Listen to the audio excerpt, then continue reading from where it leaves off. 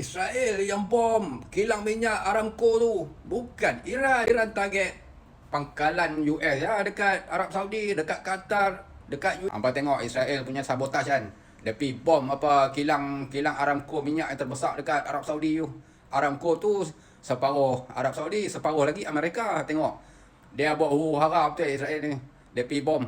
Ada juga duk komen, duk sokong Israel ni pasal apa tau. Pak Teh pun heran lah. Apa heran lah pasal apa? Pak Teh yakin lah bukan Iran yang bom kilang minyak Aramco tu. Walaupun Iran ni dia kawasan Timur Tengah habis. Huru-hara habis Israel punya raja. Dalam negara Iran sekali banyak juga bangsa-bangsa Yahudi kan. Tak kacau pun hidup je aman damai. Yang buat huru-hara ni Zionis lah. Israel punya Zionis. Dia tak tahu lah bangsa apa. Pak Teh tak faham. Kalau apa faham, apa try komen tengok Pak Teh kan.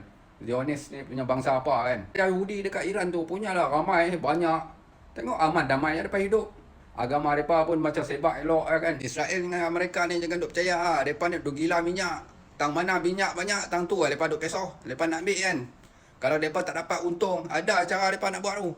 Nak conquer itu Venezuela. Lah ni Iran pula mereka nak sapu. Minyak Iran dengan minyak Venezuela pula tak sama kan. Kalau mereka nak proses, mereka kena campur minyak Venezuela dengan minyak Iran ni. Baru ngam elok.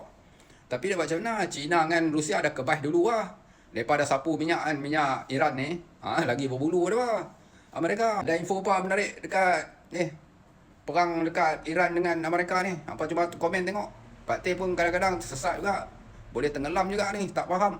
Tak tahu situasi juga ni. Cari info pun payah. Okey. Cuba komen.